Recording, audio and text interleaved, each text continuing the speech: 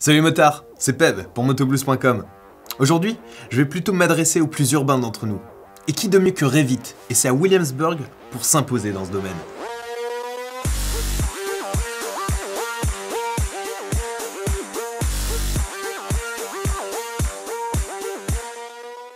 Je sais pas vous, mais en ce qui me concerne, les produits Revit me bluffent carrément par leur coupe.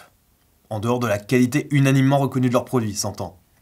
Je crois qu'on peut dire, mais clairement, ils sont au-dessus du lot question fitting.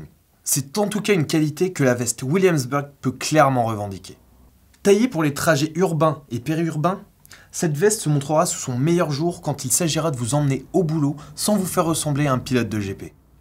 Il faut dire qu'elle ressemble comme deux gouttes d'eau à une bonne vieille parka des familles. Bien malin celui qui arrivera à deviner sa vocation de protection. Et pourtant, on s'est penché sur sa fiche technique et je peux vous affirmer qu'elle est parée pour vous garder à l'abri. Des intempéries d'abord, grâce à sa membrane Hydratex, étanche et respirante, et à sa doublure isolante intégrale, manche et buste. Les averses croisées sur la route et les températures les plus fraîches ne lui font donc pas peur. Et vous non plus. À la belle saison, vous pourrez détacher sa doublure hiver, mais en l'absence de vraie ventilation, elle risque de vous tenir un peu chaud en plein mois d'août. Petit plus pour la capuche qui, en mode piéton, vous permettra de déambuler la tête au sec. Cette dernière s'avère réglable et amovible, afin d'éviter de prendre le vent lorsque vous roulerez avec. C'est la preuve qu'une veste en coton bien aménagée peut vous préserver des éléments, et des éventuelles rencontres inopinées avec le bitume.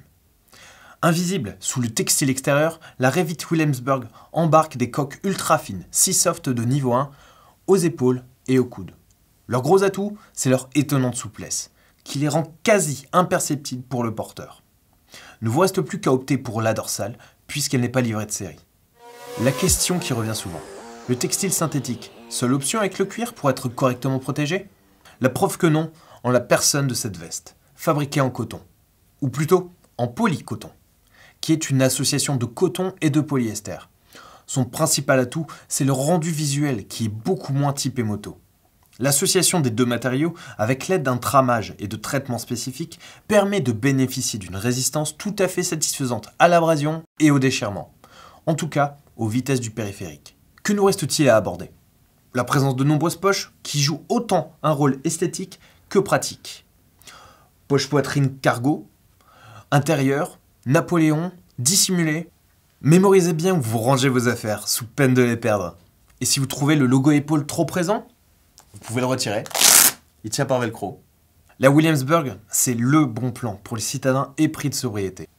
Bref, si vous avez des questions, n'hésitez pas à les poster juste ici, dans les commentaires. Je me ferai un plaisir de vous répondre.